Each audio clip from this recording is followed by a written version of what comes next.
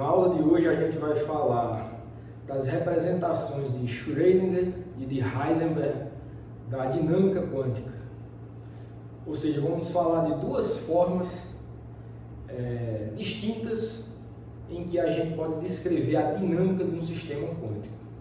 Tem a representação que a gente tem visto, em que os observáveis que a gente usa para tirar informação sobre um sistema quântico, eles são representados por operadores independentes do tempo, são operadores fixos, tem uma matriz bem definida para eles, e a dinâmica se dá observando o estado quântico, o QET. O QET ele tem uma dependência temporal, e essa dependência temporal, ela, de acordo com o formalismo, você visualiza ao aplicar o operador a evolução temporal sobre um QET inicial, e o resultado dessa aplicação é o QET evoluído no tempo.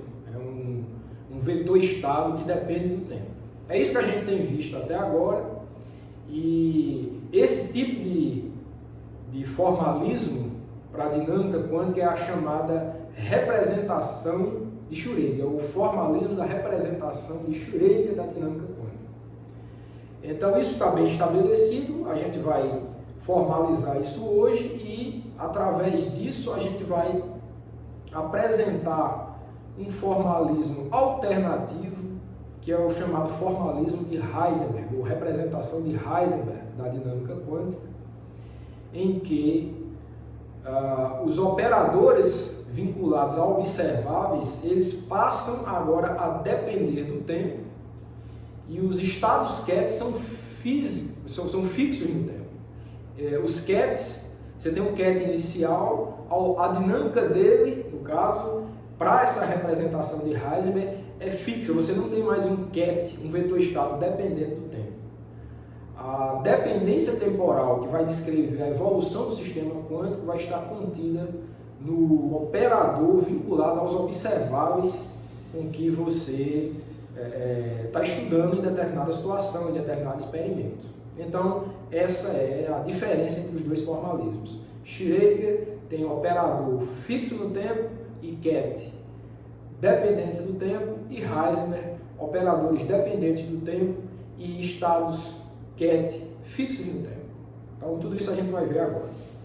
Ok, então vamos lá. Representações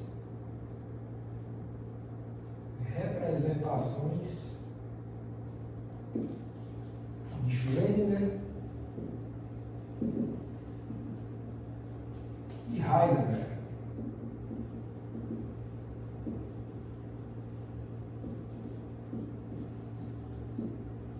Bom, para a gente entender a razão pela qual a gente pode fazer essas duas representações, é importante a gente lembrar de algumas propriedades do operador unitário. Lembrando que o operador unitário é vinculado de maneira muito importante ao formalismo matemático da mecânica quântica. Especificamente, é importante a gente lembrar que o operador evolução temporal ele é um operador unitário. Então, vamos ver algumas propriedades, lembrar de algumas propriedades do operador unitário. É importante lembrar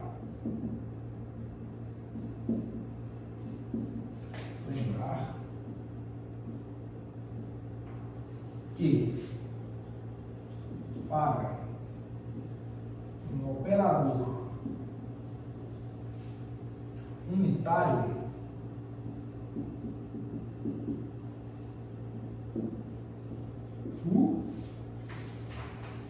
temos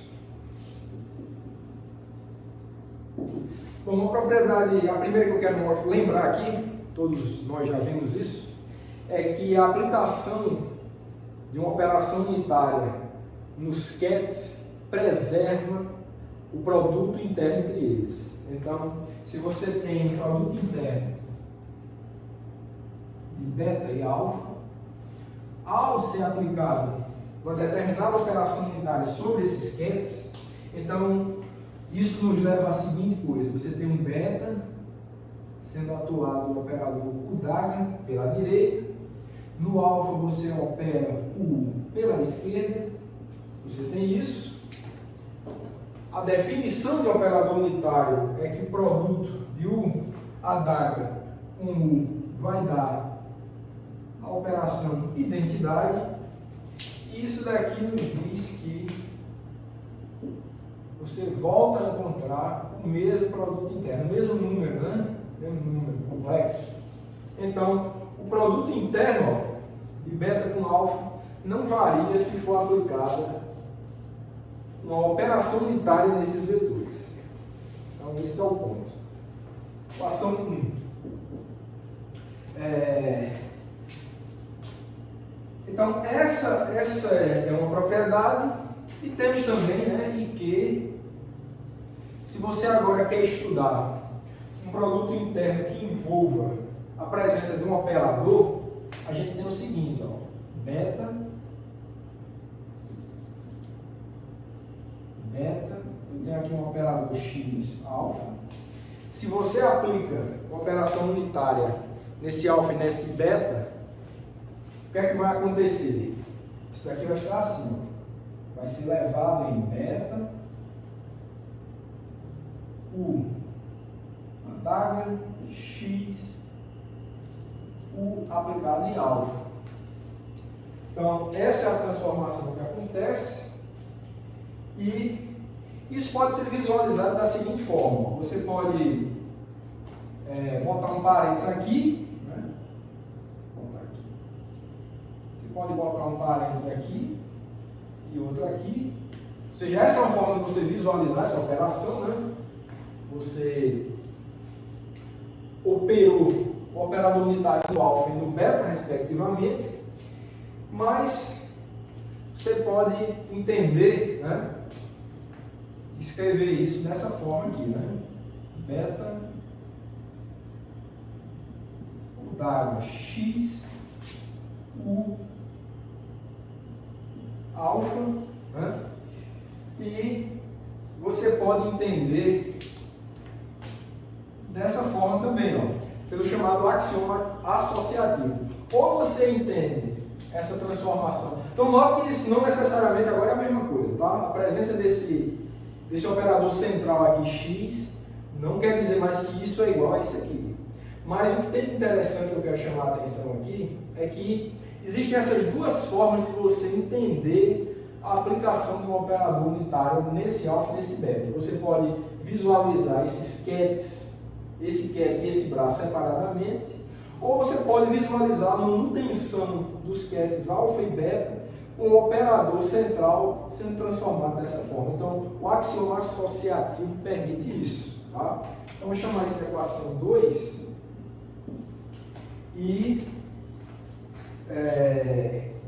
realmente chamar a atenção para esse ponto. Ou seja, né, o axioma associativo nos diz que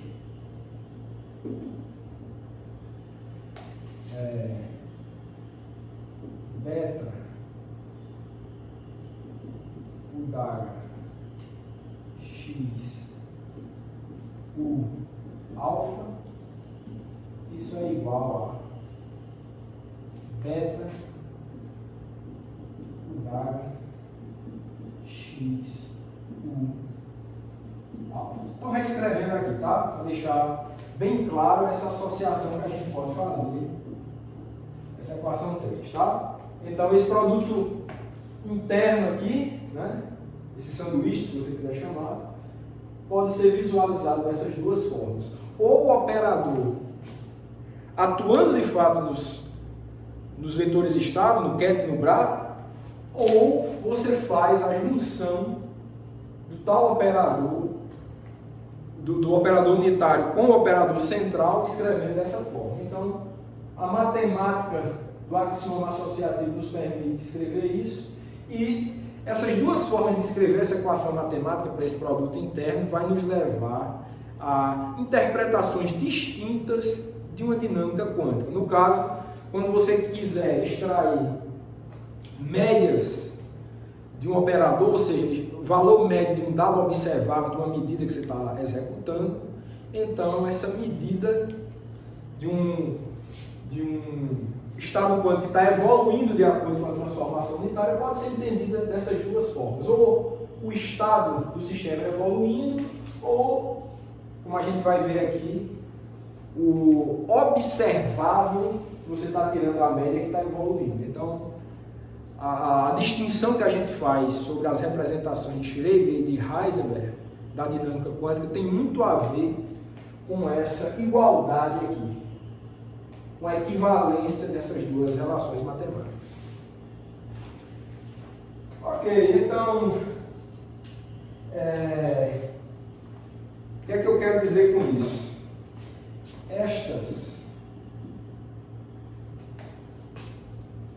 Esta equivalência, né? Ou a igualdade, né, dessas relações, melhor dizendo, a igualdade dessas relações nos permite fazer duas interpretações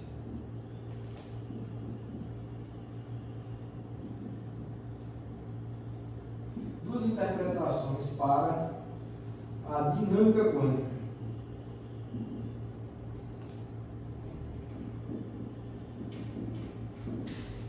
Certo? É isso que a gente vai ver. É isso que a gente vai ver agora. Então, vou apagar aqui.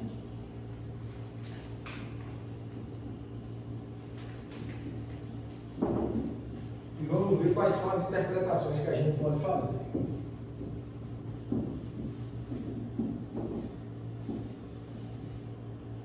Olha, essa representação aqui, ó, isso você pode, se quiser entender, isso aqui é uma relação matemática, né? Mas se você quiser, você pode entender esses sketches como representando algum estado quântico, esse operador unitário representando o operador evolução temporal, não tem problema nenhum, e esse x aqui, um observável que você está estudando em relação ao sistema quântico. Certo? Então, dada essa igualdade, a gente pode estabelecer dois formalismos para entender dinâmica quântica. O primeiro formalismo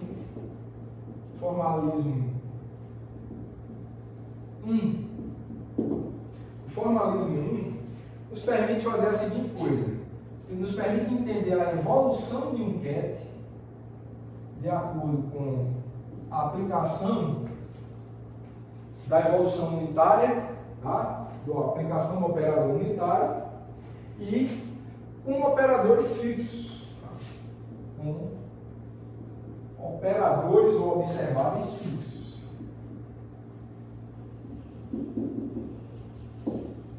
Então, isso daqui basicamente é o que a gente vem fazendo.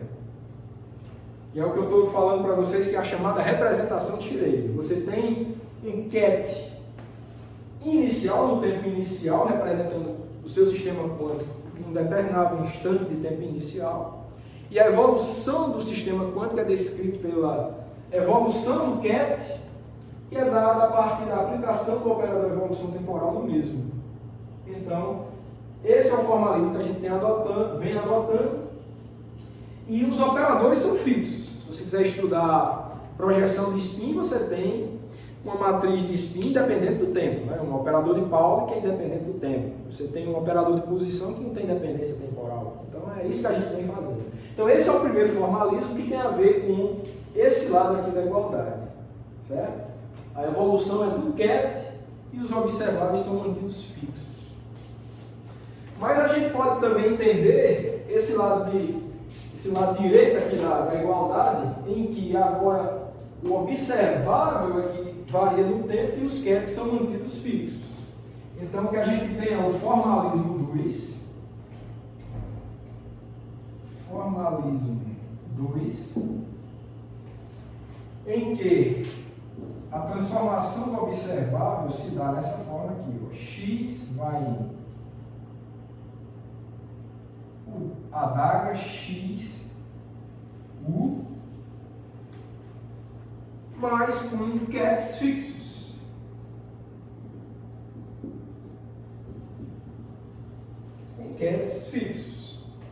Então eu vou chamar essa daqui de equação 4, tá certo? E essa aqui de equação 5. Então, note que de fato esse formalismo 2 tem a ver com esse lado aqui da igualdade, né? Como eu falei. Agora os operadores é que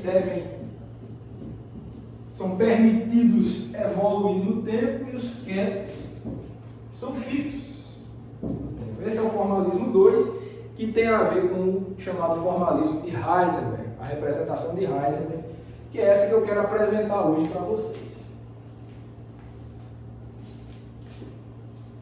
Vamos ver como é que a gente vai fazer isso agora em termos de dinâmica quântica. Por enquanto, só uma matemática, né? Bom, então para entendermos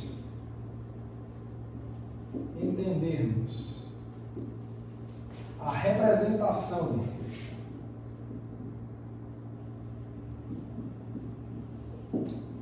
de Heisenberg,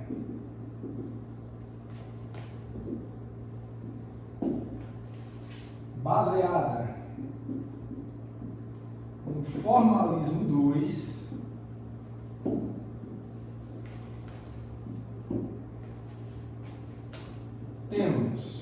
vamos fazer isso.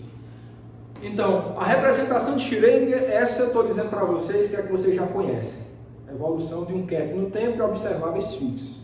Vamos tentar fazer um estudo de dinâmica quântica utilizando dessa liberdade que a gente tem devido à equação 3. Vamos manter o operador, vamos fazer com que o operador evolua no tempo, vamos permitir que ele evolua no tempo e vamos manter os quets fixos. Ok, então, para iniciar esse estudo, vamos colocar aqui, relembrar o operador evolução temporal, U de t, que é uma exponencial de menos i ht sobre h cortado, equação de número 6, né?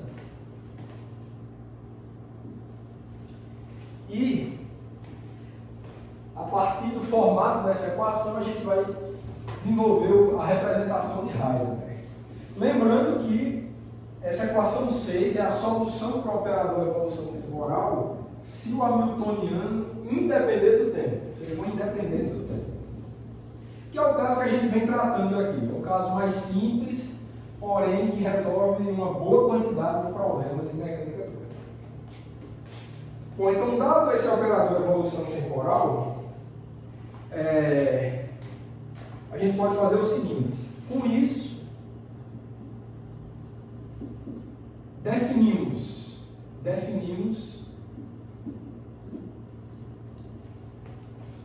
o operador de Heisenberg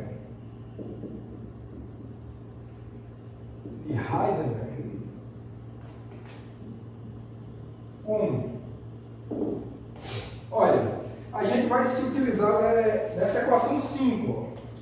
O que a gente quer fazer, se o observável é fixo no formalismo de Schrödinger, ele vai passar a evoluir no formalismo de Heisenberg, que eu estou dizendo que está vinculado com esse formalismo 2 aqui. A representação de Heisenberg está vinculada com esse formalismo 2.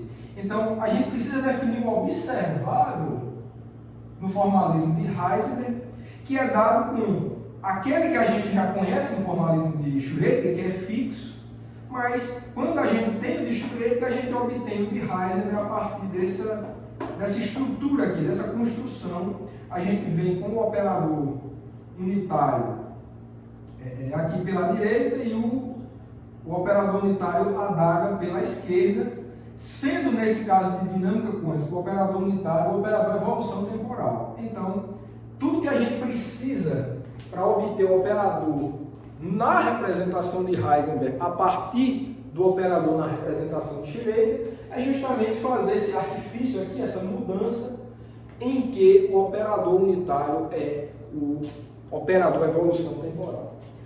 Equação 6. Então, com isso a gente escreve o seguinte: um dado operador do formalismo de Heisenberg que nesse caso, como eu já falei, ele depende do tempo, ele vai ser obtido a partir do operador vinculado ao mesmo observável, né?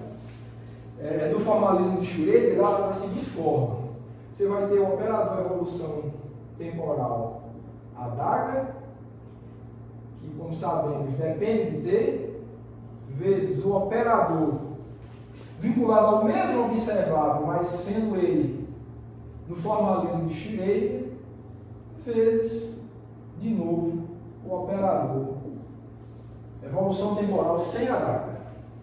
Então, essa é a nossa equação 7. Então, note que foi exatamente esse artifício que a gente empregou aqui, essa liberdade que essa equação 5 nos dá, a gente empregou para montar a nossa representação de Heisenberg para o operador dos observáveis. Então, dado um operador de um observável no formalismo de Schrödinger, esse superescrito S aqui quer dizer Schrödinger, e esse superescrito H quer dizer Heisenberg, então, dado os operadores dos observáveis no formalismo de Schrödinger, que são esses que a gente já conhece, que a gente já vem estudando, tem a matriz do operador SX, por exemplo, SZ. Esse, pelo que eu estou definindo agora, são os operadores no formalismo de Schrödinger, fixos no tempo. Para desenvolver o formalismo de Heisenberg, a gente precisa, a partir desses operadores em Schrödinger, construir o operador na representação de Heisenberg, e esse operador agora passa a ter uma dependência temporal que a representação de Schrödinger não tinha, e essa dependência temporal é adquirida a partir dessa construção aqui, por conta desse formalismo 2 que a gente consegue extrair quando se estuda operadores unitários. Ok? Então, temos essa equação 7 de construção dos operadores de Heisenberg. O que se pode observar facilmente a partir dessa equação é o seguinte: note que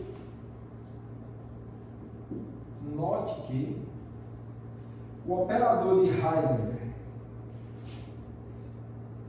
vou até colocar aqui, note que para t igual a zero, temos o operador de Heisenberg para o tempo t igual a zero vai ser justamente, se é o tempo t igual a zero, a dependência temporal está só nos operadores de evolução temporal. O operador de evolução temporal para t igual a zero, vocês sabem, é a própria identidade. Então, você teria uma identidade desse lado, uma identidade do outro. Então, nesse caso específico, a gente tem que eles são iguais. O operador de Heisenberg para o tempo 0, t igual a zero, é igual a esse operador no formalismo de Schrödinger. Tá? Eu estou esquecendo, chapeuzinho é importante, né? Porque são operadores. Se eu esquecer, vocês colocam aí. Mas esse fato tem que estar claro, e eu acho que isso é evidente a partir da equação 7, eu vou chamar isso aqui de equação 8. Então, esse operador de Heisenberg, já sabemos, depende do tempo. Mas, no tempo inicial da dinâmica, eles coincidem. Somente nessa situação, pode até coincidir em outras também, mas de certeza eles só vão coincidir no tempo inicial da dinâmica, no tempo t igual a zero. Ok? Bom, se, por um lado, os operadores nas duas representações de Heisenberg e Schrödinger se relacionam dessa forma, vamos ver o que a gente pode dizer para o caso dos Qets, né? Já ia apagando aqui, mas nesse caso de cima, como a gente já sabe, os Qets evoluem no tempo, como a gente já vem estudando, que é a representação de Schrödinger. No caso de Heisenberg, os Qets devem ficar fixos na situação que eles estavam inicialmente, eles não variam. Então, vamos ver como é que os Qets nas representações de Heisenberg e de Schrödinger se relacionam. Fazer isso.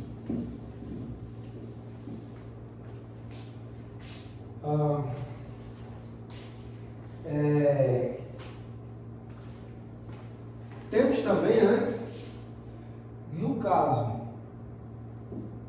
já no caso dos QETs, nas duas representações,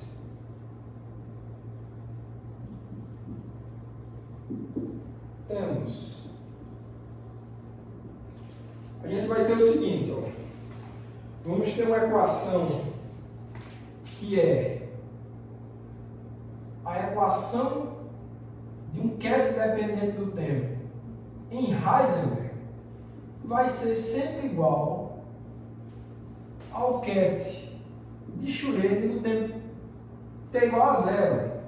Eu falei para vocês que no formalismo de Heisenberg os QETs são fixos, que era aquele formalismo 2 que eu apaguei aqui. Eu botei aqui uma dependência temporal de propósito, mas só para deixar claro, ó, que ele sempre, em função do tempo, o tempo vai passando e esse QET não muda, ele vai ser sempre igual ao QET inicial de Schrödinger.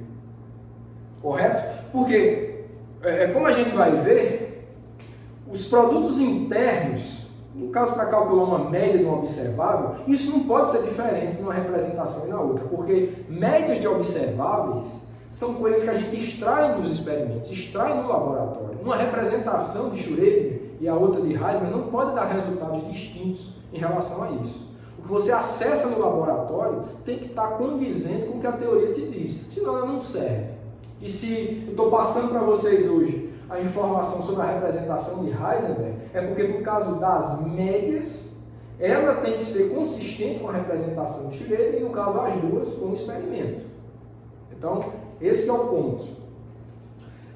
E como a gente viu, se os observáveis evoluem no tempo do formalismo de Heisenberg, e os QETs, por outro lado, ficam fixos, não tem evolução temporal. Então, a dependência temporal do QET na representação de Heisenberg é igual ao QET correspondente no tempo t igual a zero para a representação de Schrödinger. Esse é o ponto, importante também. Então, eu vou chamar isso aqui de equação número 9. Bom, isso, né, está em desacordo, né? Desacordo com a representação de Schrödinger.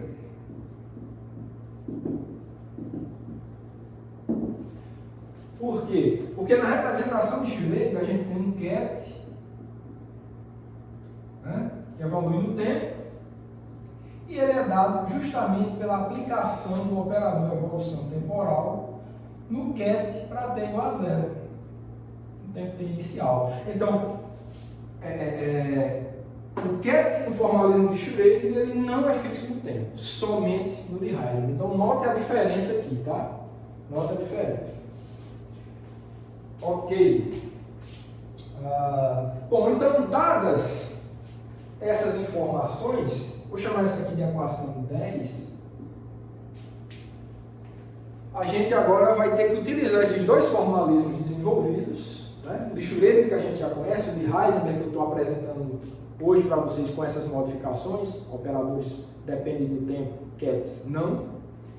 E agora a gente vai ver se essa coisa funciona, isso que eu estou apresentando, da representação de Heisenberg.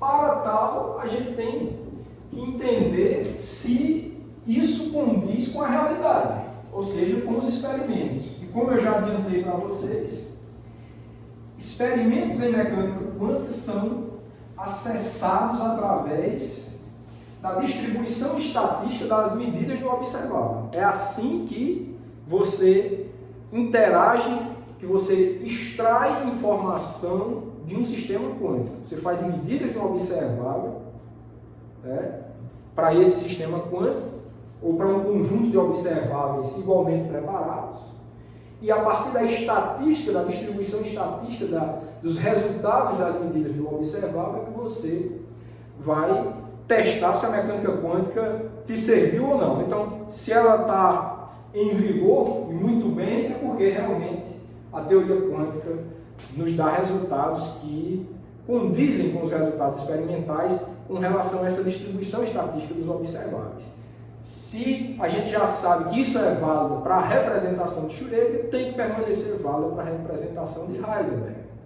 E, para tal, grandezas que caracterizam a distribuição estatística dos observáveis têm que ser iguais nas duas representações. Ou seja, por exemplo, média de um determinado observável tem que ser igual nas duas representações, média do quadrado também dos observáveis tem que ser igual, para que, consequentemente, variância, desvio padrão, tudo permaneça igual, ou seja, as distribuições estatísticas previstas pela teoria consigam reproduzir, né, condizer com o que é verificado no laboratório. Ok. Então, o que a gente vai fazer agora é o seguinte: para o caso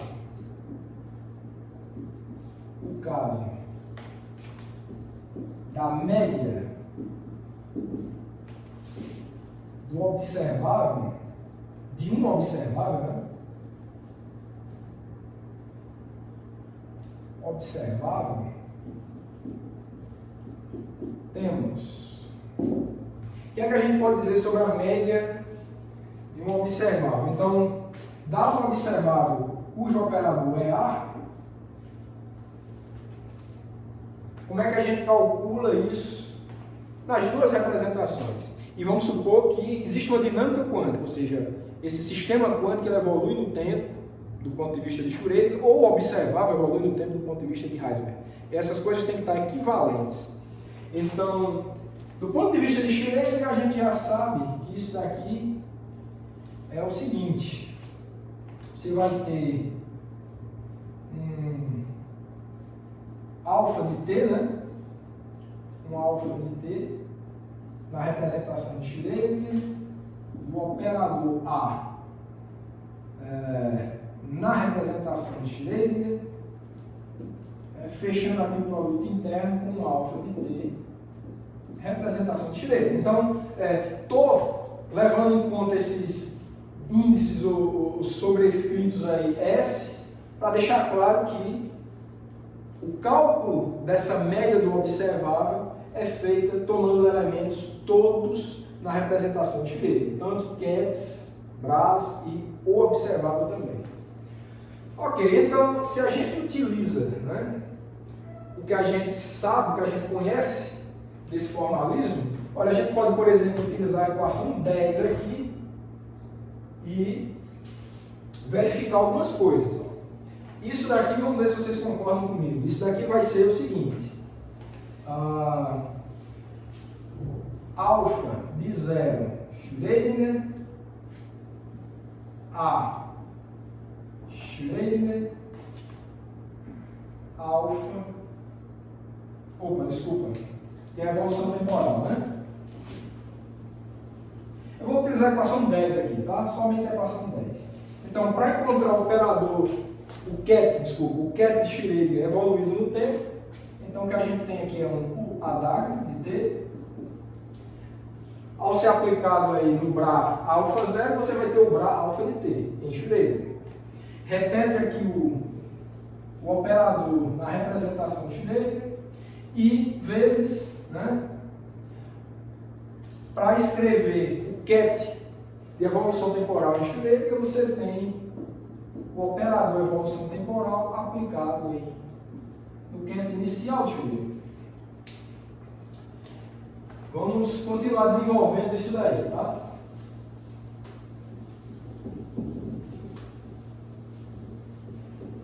Vamos ver como é que fica. Só estou falando para vocês o que é que eu quero mostrar. Eu quero mostrar que o cálculo dessas médias são equivalentes nas duas representações, de Heisenberg e Schrödinger. Isso daqui a gente pode escrever como o seguinte: a partir da equação 9 agora, eu vou poder escrever esse Bra alfa de 0 de Schrödinger como um Bra de Heisenberg. alfa de t. Alfa de t.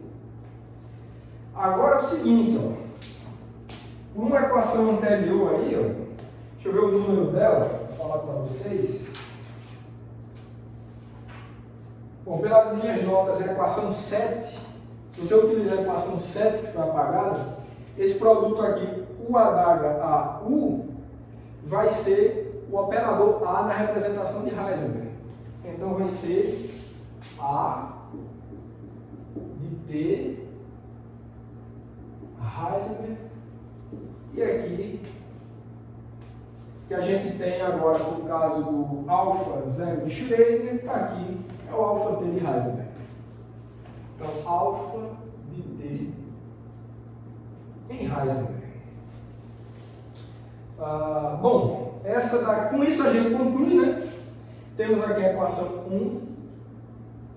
E o que é isso aqui? Ó? É o valor, é a mesma equação que a gente tem para o valor esperado de Schrödinger que a gente encontra no formalismo de Heisenberg. Então, a mesma construção da média do observável, a média do operador, é equivalente nas duas representações. Aqui a gente só tinha elementos da representação de Schrödinger e aqui elementos da representação de Heisenberg. A construção matemática é a mesma. Para a média, era diferente quando a gente olhava para um ket isolado, para um observável isolado, mas quando a gente constrói uma média, elas têm, nas duas representações, a mesma estrutura matemática. De novo, ainda bem, porque as médias é que são as grandezas acessadas no laboratório. De novo, quando você experimenta um sistema quântico. Então, você acessa distribuições estatísticas, consequentemente, médias do quadrado do operador, etc, etc. Então, com essa equação 11, a gente viu que as médias de observáveis são equivalentes nas duas representações, ou seja, igualmente válidas para descrever experimentos em dinâmica quântica.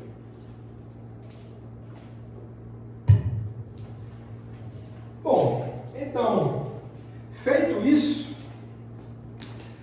será que existe alguma equação de dinâmica, como a gente tem na representação de Schrödinger? Na representação de Schrödinger nós temos a chamada equação de Schrödinger, que nos diz como que um ket vai evoluir no tempo. Esse é o papel da equação de Schrödinger.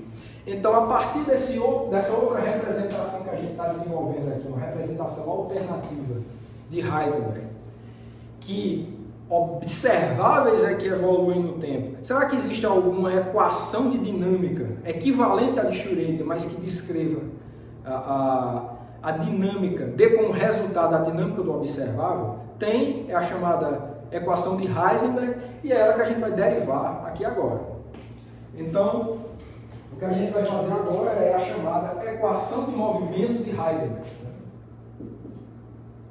Equação de movimento de Heisenberg.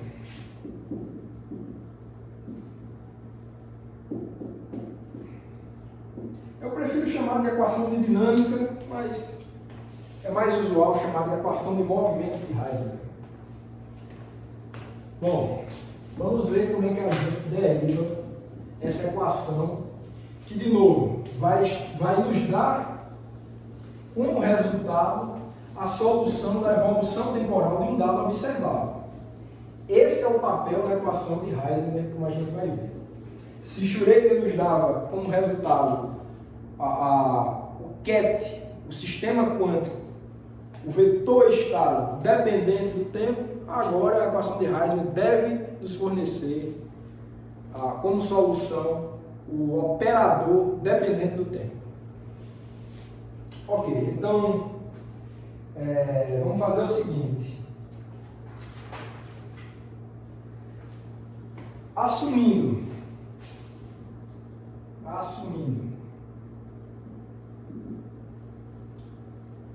um dado observável, ou dado operador,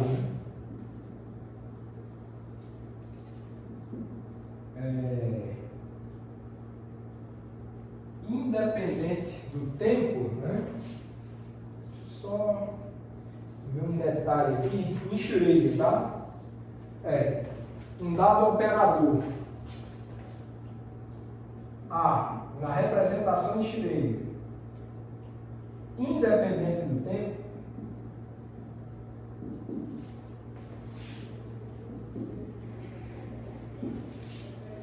temos, olha, um observável independente do tempo na representação de Schrödinger não é nada formidável, né? Tanto spin, projeção de spin, momento angular, energia em geral,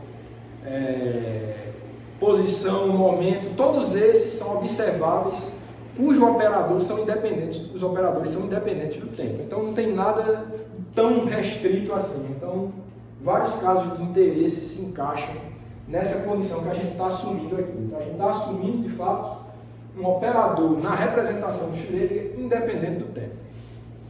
Então se esse operador em Schrödinger é independente do tempo, o que a gente tem é o seguinte: ddt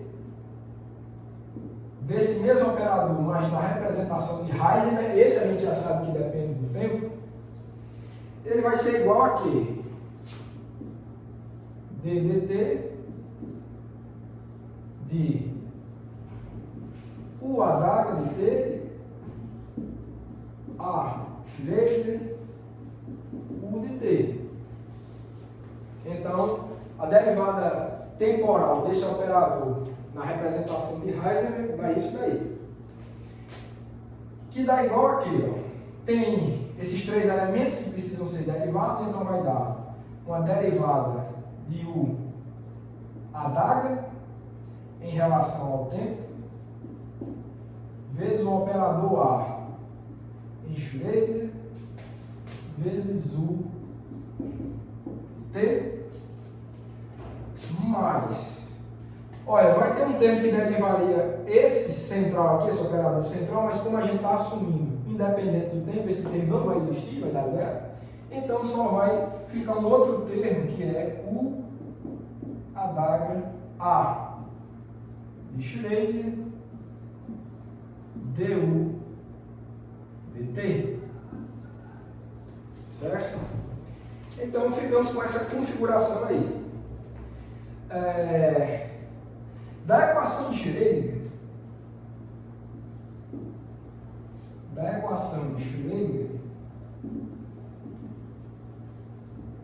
temos, o que é que a gente tem?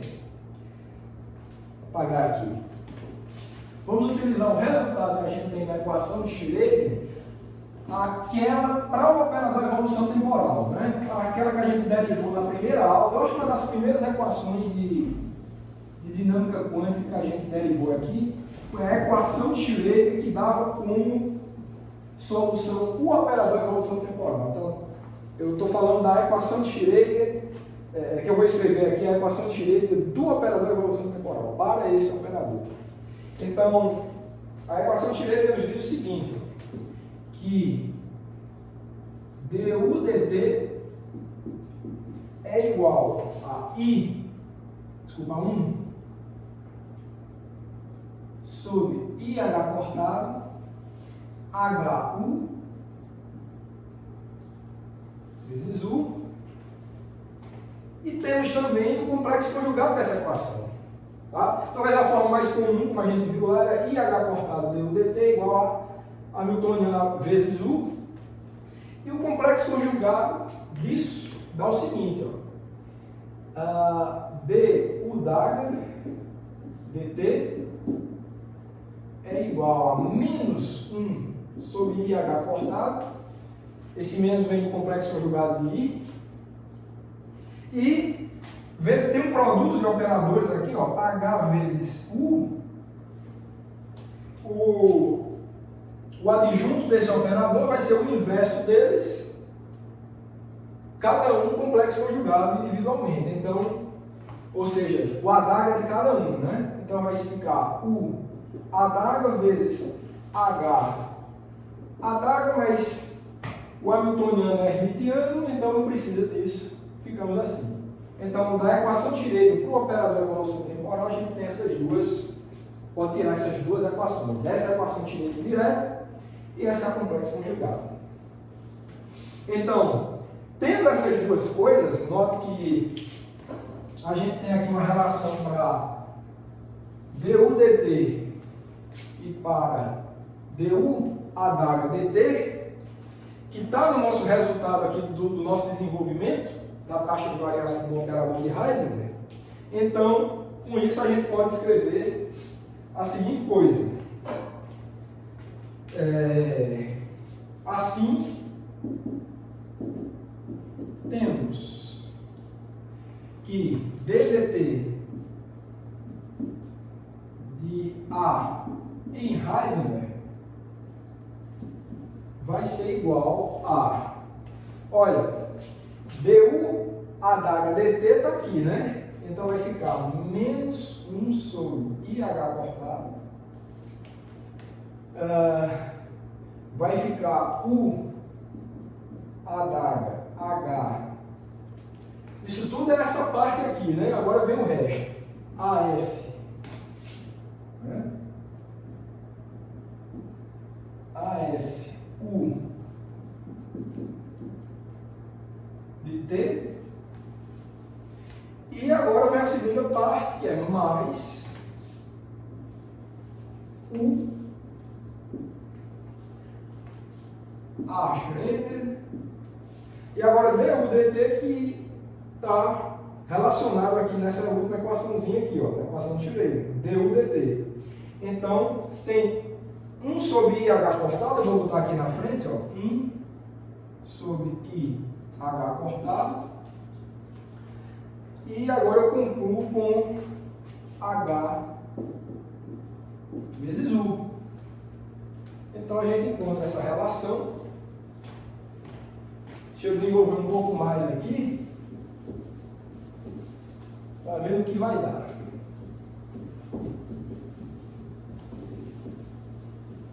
Vamos lá.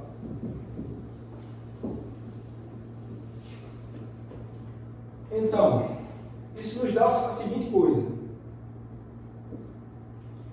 que dA H dt vai ser igual, olha, o que eu vou fazer aqui é o seguinte, acho que eu vou adicionar uma identidade aqui, ó, vai ficar do tipo o daga, que vai ser o seguinte, vai ficar menos 1 sobre IH cortado, o daga H. Eu vou botar uma identidade aqui, ó, uma identidade do tipo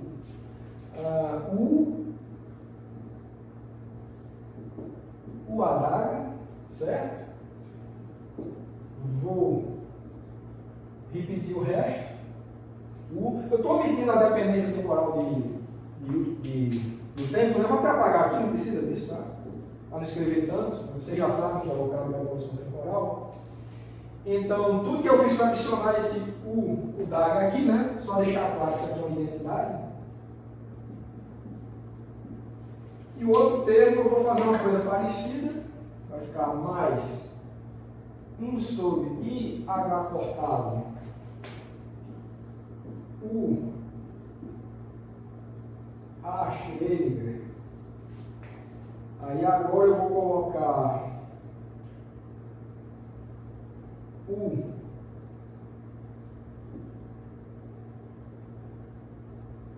a adaga. Eu acho que tem, deixa eu só ver um detalhe. Deixa eu ver se está tudo ok aqui, tá, pessoal? Deixa eu ver. Deixa eu ver se eu esqueci um detalhezinho aqui. Esse primeiro deveria ser o adaga. Acho que só faltou uma adaga, tá, pessoal? Ó, só voltando aqui. Esse primeiro termo aqui era o adaga, tá? Eu esqueci de colocar a adaga aqui, tá? Ó, o adaga A e o restante, tá certo? Eu havia esquecido esse o adaga, eu estava achando estranho. Então, o adaga, AS, U E agora vou colocar um U adaga HU.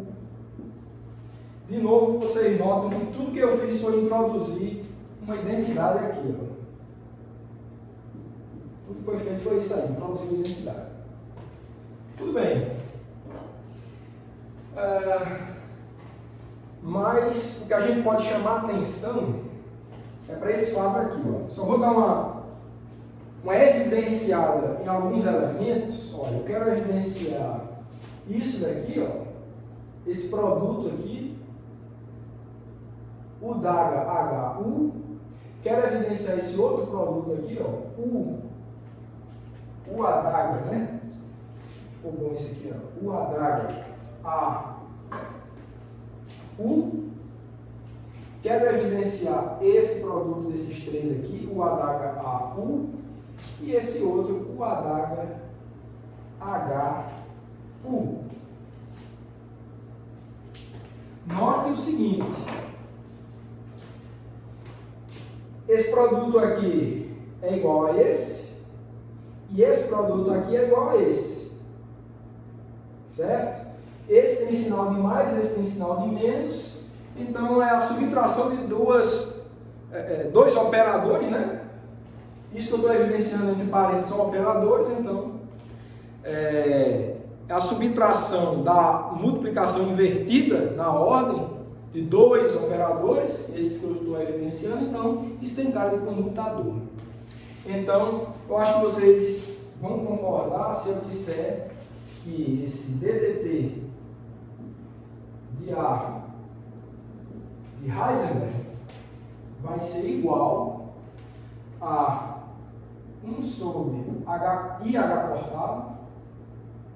Deixa eu ver se eu mantenho o sinal de menos, eu tiro, vou deixar assim. Então vai ficar assim. E comutador desse A, olha, nota o seguinte, ó, o adaga ASU é o observável de Heisenberg. Eu acho que é justamente o que diz a equação 7. Então isso daqui, ó, A de Heisenberg, comutador com esse outro operador aqui, que é o adaga HU.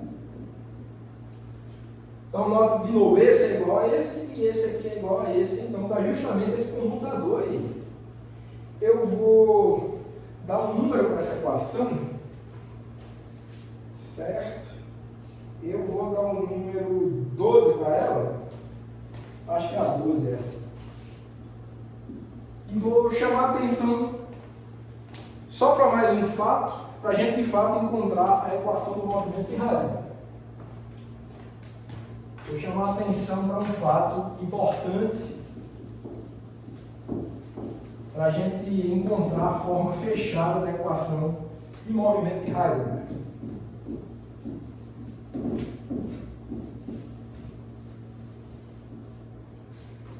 Que é o seguinte, sendo o comutador, pessoal, ó, de H com U igual a 0, temos... O que é que a gente tem? Ó? O comutador, vocês sabem, o hamiltoniano, ele comuta com o operador de evolução temporal. O operador de evolução temporal é uma exponencial que depende do hamiltoniano. Então, se você expande essa exponencial, é uma identidade, mais um termo que depende do hamiltoniano linearmente, mais um termo quadrático do hamiltoniano, cúbico, e aí vai. Obviamente, cada termo desse comuta com H. Se cada termo comuta com H, a evolução temporal inteira, claro, também comuta com H. Então, isso daqui é uma verdade. Isso aqui é uma verdade. Então, se ele comuta com H, você pode, por exemplo, olha, HU é igual a U vezes H. Eu posso inverter essa ordem. E se eu inverter, eu vou ficar com U adaga vezes U vezes H. Ou seja, uma identidade vezes H, que é o próprio H. Então, por conta da comutação de U com H, o que a gente pode escrever é DDT a Heisenberg vai ser igual a 1 sobre I H cortado com o mutador de A de Heisenberg com o Hamiltoniano. Note que fato interessante, né? Esse daqui, esse cara aqui, que a gente reduziu ao próprio H, esse seria o Hamiltoniano na representação de Heisenberg. A gente deveria escrever isso, né? Ó, tem a mesma estrutura daquela aqui que a gente mostrou na equação 7, tem a mesma estrutura. Aí a gente poderia ser levado, não, é o Hamiltoniano na representação de Heisenberg. Não está errado, mas só que não precisa disso, porque o Hamiltoniano ele comuta com o U. Então, tanto faz o Hamiltoniano na representação de Schrödinger quanto na representação de Heisenberg, é a mesma coisa. Não tem diferença nenhuma, ele não vai evoluir no tempo. Se ele for independente do tempo em Schrödinger, vai ser em Heisenberg também. O Hamiltoniano é o mesmo nas duas representações. E essa fica sendo a nossa equação de número 13, que é a equação de movimento de Heisenberg. Tá? Então veja que coisa que importante que a gente encontrou. Para essa representação de Heisenberg, essa equação aqui, ela faz um papel análogo à equação de Schrödinger, na representação de Schrödinger. Lembrando, a equação de Schrödinger nos dá como solução o ket do sistema em função do tempo. Nessa representação aqui de Heisenberg, que os kets são fixos e quem varia no tempo são os operadores, a equação de movimento de Heisenberg nos dá a evolução temporal do operador, do observável. Então, a dinâmica quântica ela está sendo descrita pela dependência temporal do operador. E quem descreve essa dependência temporal é a equação de movimento de Heisenberg. Então, um resultado importantíssimo, essa equação 13. Ela que nos dá, que nos capacita estudar a dinâmica quântica sob o ponto de vista da representação de Heisenberg. Bom, dito isso, eu acho que é importante que a gente aborde um exemplo que seja importante, não tão complicado, porque vamos ter a oportunidade de fazer um exemplo, e um exemplo só, né, por conta do tempo, mas é interessante que esse exemplo seja também um exemplo já conhecido por nós. E um exemplo de dinâmica quântica que a gente descreveu aqui com certo detalhe, né? A gente usou uma aula dessas anteriores para isso, acho que há 2 aulas, né? A gente fez isso, que é o problema da precessão de spin. A gente desenvolveu tudo isso, acho que foi na aula 14, se não me engano, e descrevemos, estudamos que como resultado da interação de um spin com um campo magnético, como é que esse spin precessiona em torno de um eixo por onde o campo magnético está orientado, e fizemos isso no chamado ponto de vista da representação de Schrödinger. É importante que a gente faça o mesmo na representação de Heisenberg e compare o que é que os dois formalismos têm. Antes de fazer isso, e antes que eu esqueça também de dizer, eu diria que não existe representação melhor que a outra. A de Schrödinger é melhor que a de Heisenberg ou vice-versa. Não existe isso. Dependendo do problema, do ponto de vista matemático, é mais fácil, é mais conveniente você abordar com a representação de Schrödinger. Ela é a mais usual em artigos científicos, etc. A representação de Heisenberg, muitas vezes ela é mais complicada, mas ela, do ponto de vista matemático, mas ela às vezes nos dá umas informações úteis que não seriam tão simples de ser obtidas do ponto de vista da representação de Schrödinger. Então é importante que a gente tenha essas duas ferramentas equivalentes, como eu falei, do ponto de vista de resultado, de previsão de resultados experimentais. As duas são equivalentes e tinham que ser. Mas, do ponto de vista teórico, você vai abordar um problema de dinâmica quântica com uma representação ou com a outra de acordo com a conveniência.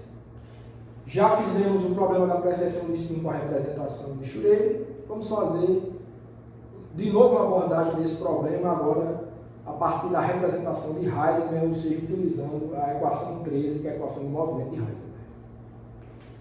Bom, então vamos lá. Precessão de spin, né? Precessão de spin do ponto de vista de Heisenberg, tá? Já fizemos isso antes, vamos refazer do ponto de vista de Heisenberg. Eu vou apagar aqui para ganhar espaço, né? A derivação, vocês viram que não é uma derivação complicada, né? Achamos uma equação simples e vamos agora aplicar nesse problema importante da precessão de spin.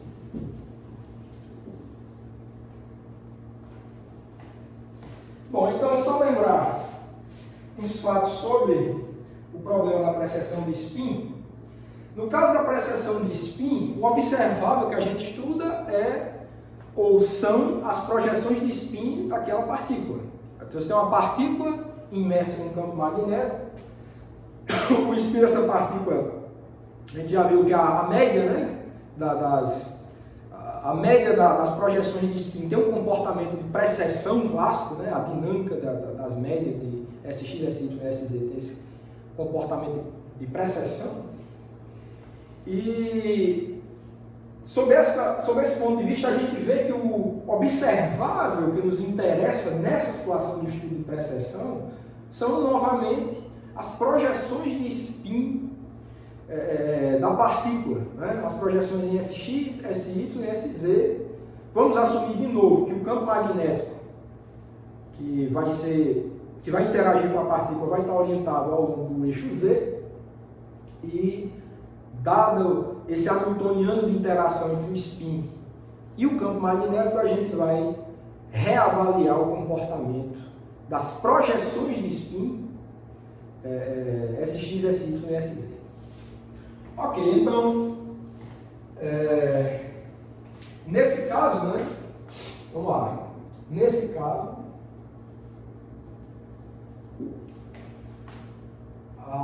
as projeções de spin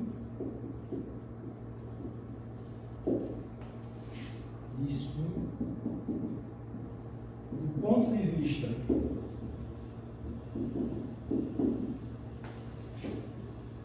da representação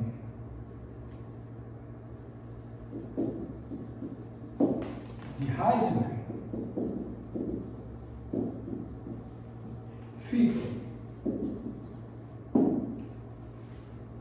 fica como? Olha, só essa equação aqui do ponto de vista das projeções de spin. Então você vai ter um DDT. Eu vou botar SI, porque esse I aqui vai significar X, Y e Z. Então vamos deixar livre por enquanto. Então, DDT das projeções de spin na representação de Heisenberg vai ser igual, de acordo com a equação do movimento, 1 sobre I h cortado comutador do spin I em Heisenberg com o hamiltoniano. Certo? Essa é a nossa equação 14, onde quem é o hamiltoniano? O mesmo hamiltoniano de interação spin campo magnético que a gente já vem estudando. Estudou na aula de precessão de spin.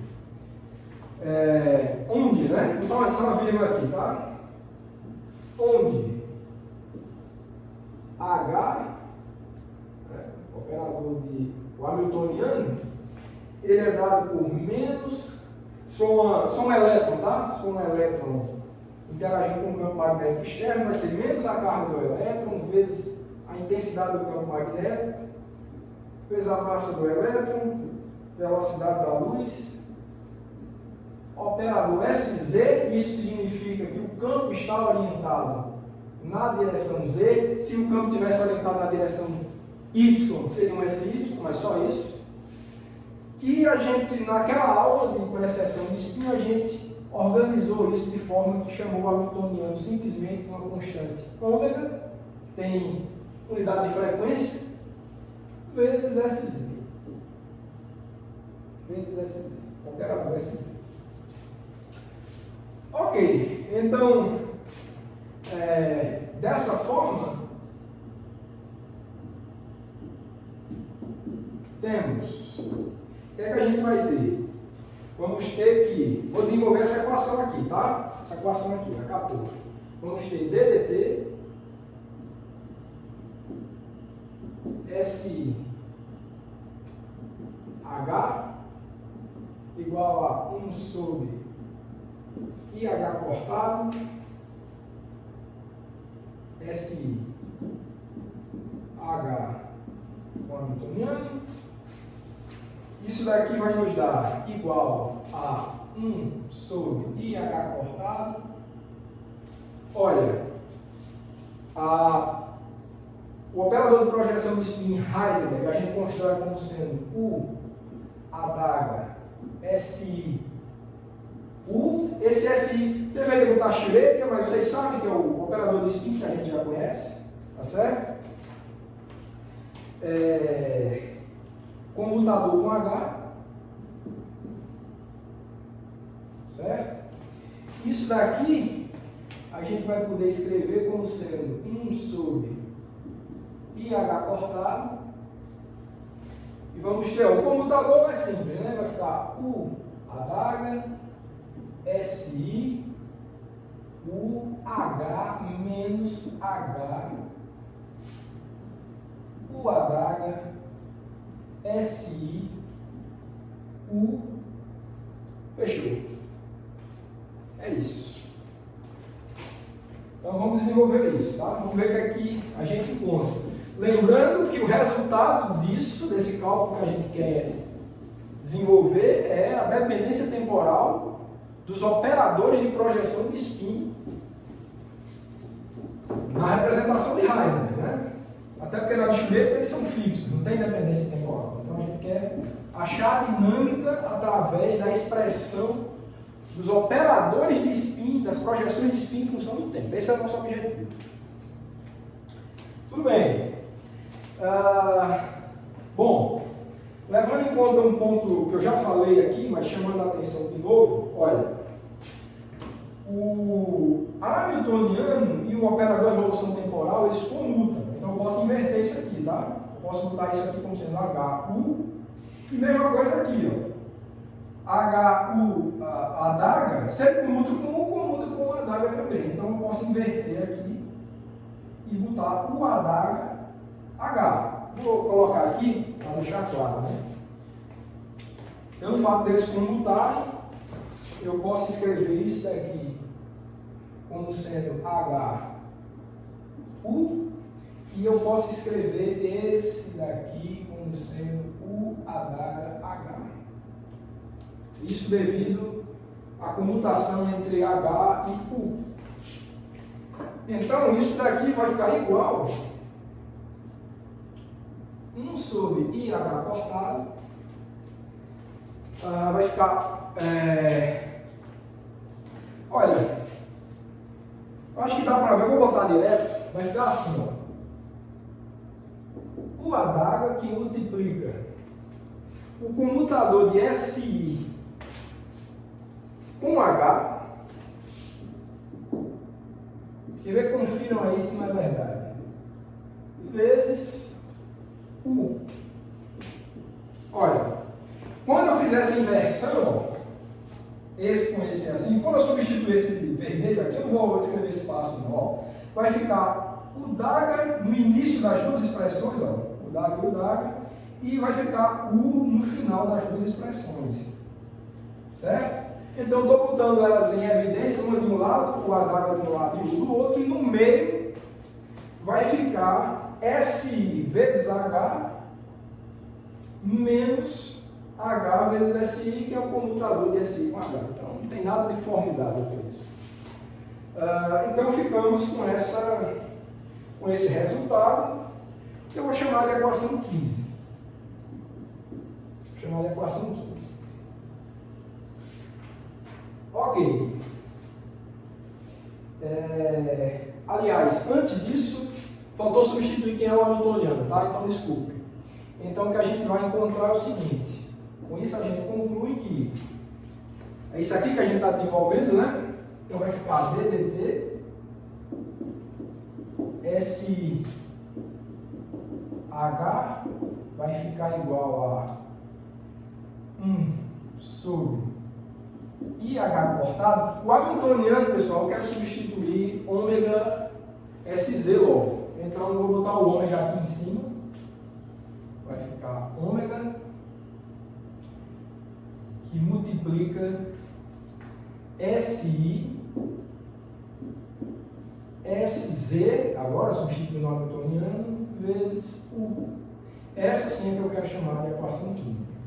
Ficou bem interessante ela. Dependendo de comutadores entre projeções de spin. A gente já sabe, a gente já estudou isso, né?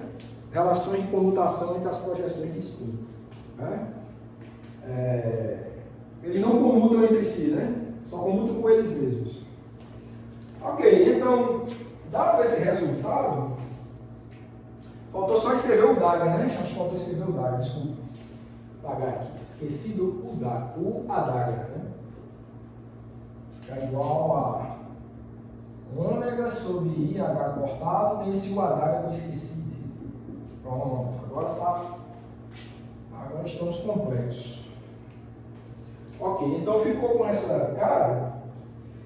E o que a gente vai precisar fazer agora, pessoal, cada componente agora não tem mais como ir com esse índice I livre. Agora a gente vai ter que estudar cada caso separadamente.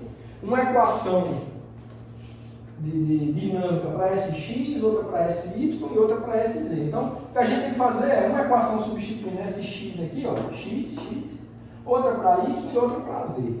Então, são 3 casos que precisam ser estudados e a gente vai fazer isso agora. Então, assim, temos. Então, o que a gente vai fazer agora é estudar cada caso separadamente. Cada caso separadamente.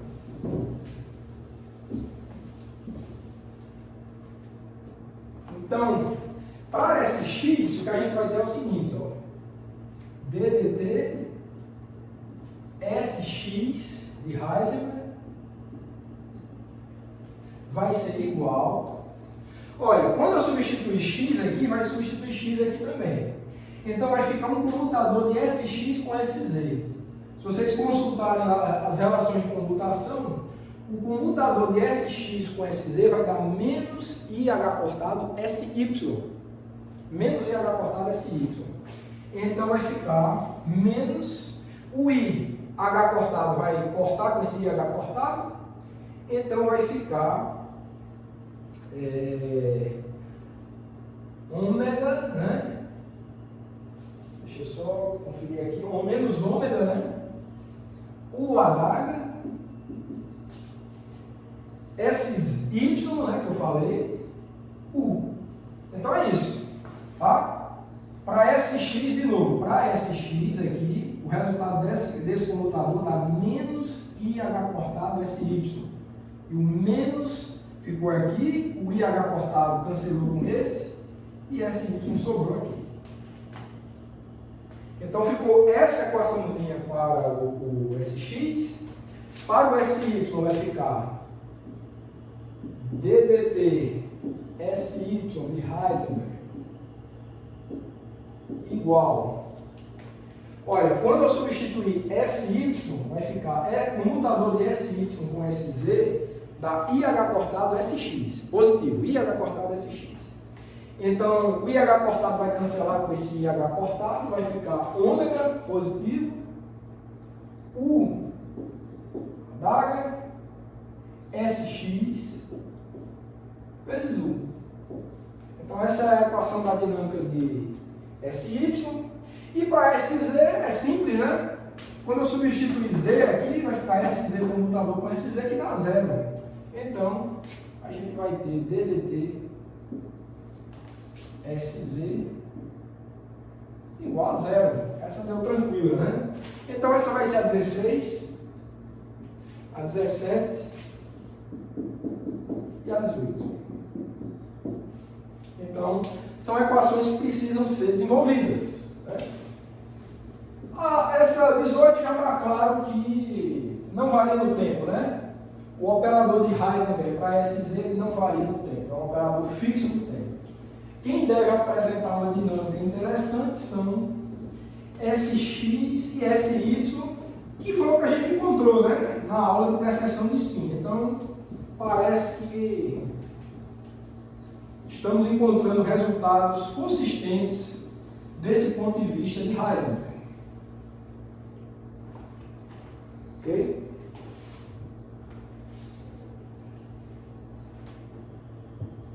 Bom, então vamos lá. Lembrando que, para a gente desenvolver isso, a gente precisa lembrar qual é a cara do operador evolução temporal. Então, lembrando que U de T, né? Esse U, né? Ele é igual a exponencial de menos IHT sobre H cortado. Isso daqui dá exponencial menos I ômega SZ, só substituindo o H, né? T sobre H cortado.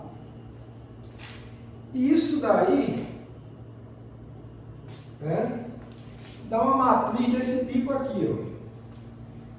Isso, em termos de matriz, isso daqui vai dar exponencial de menos I ômega T sobre 2, 0, 0, e exponencial de I ômega T sobre 2.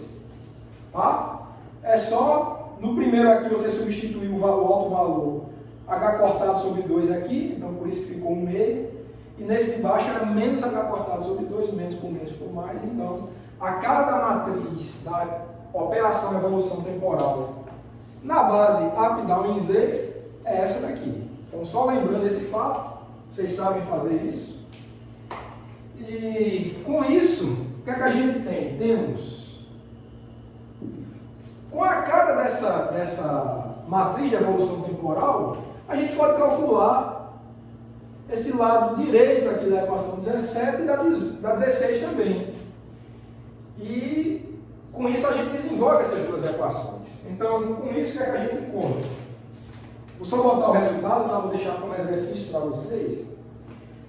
Com isso a gente tem o seguinte, ó, que o adaga SX, vocês fazem essa continha, tá? Uma multiplicação de matrizes. Isso vai nos dar H cortado sobre 2, que multiplica 0, é I ômega T, é menos I ômega T, 0. A gente acha também que o adaga SY, U, vai ficar igual a IH cortado sobre 2, 0, menos I ômega T, exponencial de ômega T, exponencial de menos I ômega T, 0. Então dá essas duas coisas, tá? De novo, SX todo mundo sabe quem é, né? SY também, dá em função das matrizes de Pauli, né? A matriz de Pauli vezes H cortado sobre 2, né? As correspondentes. Então é um produtinho de 3 matrizes, vou deixar como exercício para vocês. Ou seja, né? Ou seja, com essas expressões aqui a gente já pode começando a resolver 16 e 17. Então o que vamos ter é o seguinte. Para a equação 16, o que a gente vai ter é o seguinte, ó, DDT de SX e H, né? que é essa equação aqui. Vamos substituir, vai ficar menos H, isso daqui, ó, o HSYU, a gente encontrou aqui, ó. Então vai ficar menos I, H cortado, ômega, né? Sobre 2, tá? Só estou substituindo essa equação aqui, dá um número, né? Vou dar 19 e 20. O que eu estou fazendo é substituindo 20 em 16. Então vai ficar H cortado ômega, 0, tá aqui, né? Exponencial de menos I, ômega t, exponencial menos e menos, tá? Ômega t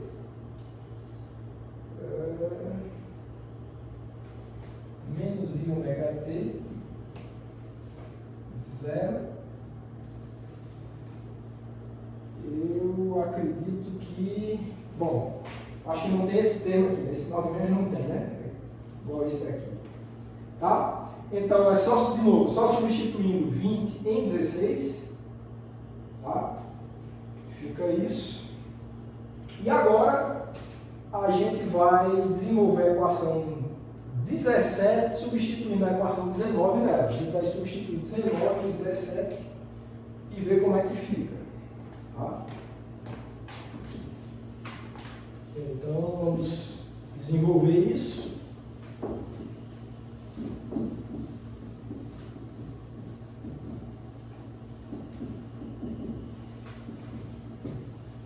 Então o que é que a gente tem? Vamos ter que DDT SY Heisenberg. Então, de novo, vamos substituir a equação 19, tá? Aqui na 17. Então, vamos ficar com H cortado ômega sobre 2, que multiplica 0 exponencial de ômega t é menos I ômega t 0, fechou? E para 18, né, permanece aí a mesma coisa, SZ de H igual a 0. Olha, deixa eu apagar aqui e comentar o passo final para a gente encontrar as expressões dos operadores na representação de Heisenberg, tá? Os últimos passos. O que tem ali é uma equação diferencial, né, para essas matrizes, né, ou para cada elemento das matrizes. Nesse caso específico não é complicado de resolver. O que precisa ser feito é somente uma integraçãozinha direta, tá? Para achar a relação, a matriz de evolução temporal de Sx, de Sy, de Sz, tudo que precisa ser feito é uma integração direta desses resultados, né? Você vai se livrar dessas derivadas, integrando os elementos dessa matriz no tempo, com a condição de contorno que o operador de Heisenberg no tempo inicial t igual a 0 é igual ao operador de Schrödinger no tempo qualquer, né? Porque o operador de Schrödinger não varia no tempo, ou seja, os operadores de spin normalmente. Então, para o tempo t igual a 0, você tem essa condição de contorno, que os operadores de Heisenberg no tempo t igual a 0 vão ser iguais ao Sx, Sy e Sz que a gente já conhece. Aqui que vai ter a dependência temporal, a gente integra essas equações, tá? 21,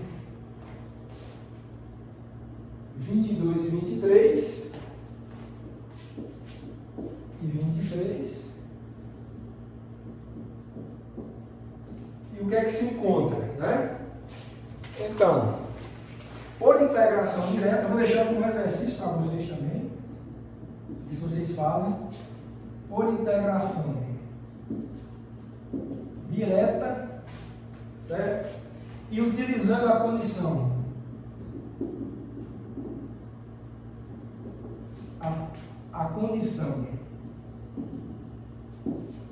que o operador de Heisenberg para um tempo t igual a zero é igual ao operador de spin normal, que a gente já conhece, que é o Schroeder, né? Não tem dependência temporal. Temos... Aí vem os resultados. O que é que você vai encontrar como resultado? Você vai encontrar que Sx de Heisenberg vai ficar h cortado sobre 2, 0 exponencial de i ômega t. Você encontra isso pela integração, tá? De cada elemento, tá? Exponencial de menos i ômega t, 0. Sy de Heisenberg vai ficar i h cortado sobre 2, 0 menos exponencial i ômega t exponencial de menos i ômega t 0 e Sz de Heisenberg é o próprio Sz, né? Não tem nada demais, vai ser 1, 0, 0 menos 1, esse não varia no tempo, tá? E é só conferir que esses resultados aqui, opa, faltou h cortado sobre 2, né? Faltou h cortado sobre 2, que é o Sz por tempo t igual a 0.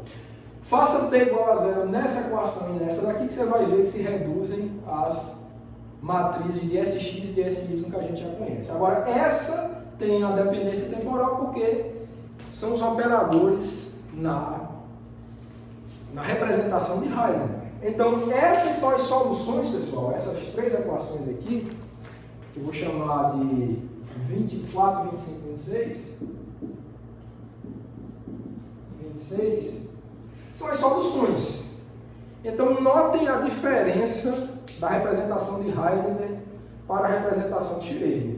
Lá, a solução era qubits que dependiam do tempo. Aqui são operadores de observáveis que dependem do tempo. Se você quiser para deixar claro, ó, dependência temporal para todo mundo aí. Certo? E os qubits? Os qubits são fixos aqui. Então, se você quiser fazer uma coisa similar ao que a gente fez lá na aula de precessão de spin, o que é que precisa ser feito? Eu quero saber a média das medidas de spin na direção x para um qubit que começou, digamos, A em Z em função do tempo. Se começou A em Z, acho que esse não é um bom exemplo, né? Porque a gente já sabe, se começou A em Z e o campo está orientado na direção Z, é um estado estacionário, não é bom. Então vamos dizer que ele começou A em X, foi o caso que a gente tratou lá. A em X, campo na direção Z, então ele iniciou A em X. Como a gente já sabe, ele vai ficar girando aí em torno desse eixo. Como é que a gente descobriria isso? A gente fez isso naquele caso. Aqui, para a gente descobrir isso, a gente teria que fazer medidas de média do QET com esse operador aqui evoluído no tempo. Então, a média seria, faz um sanduíche aqui, seria Sx mais e Sx mais. Nisso não muda, o Sx mais escreveria, claro, na base up, down e z, esses QETs. E aqui a dependência temporal está toda guardada na matriz do observável.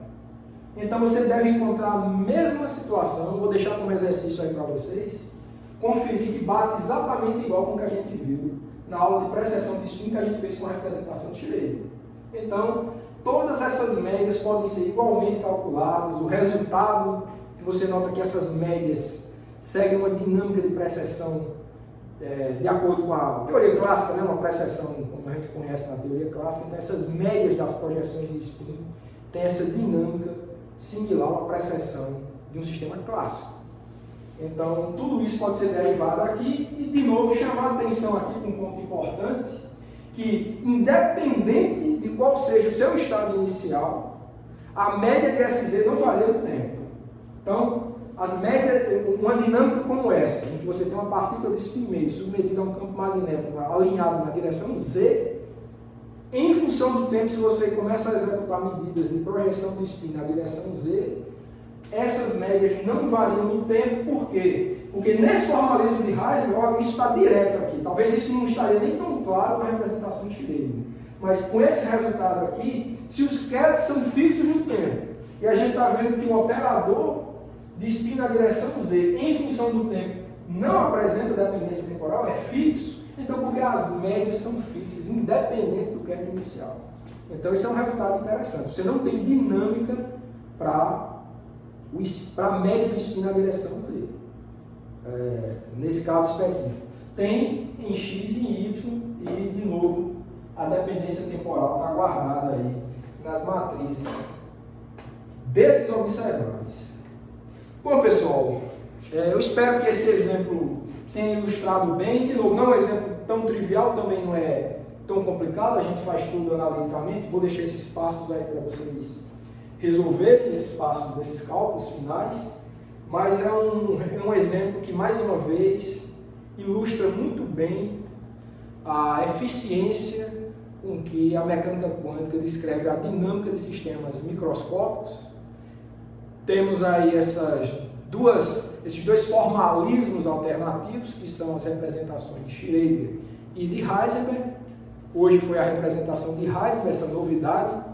Eu espero que vocês tenham aproveitado essa aula, e então eu aguardo vocês na próxima aula.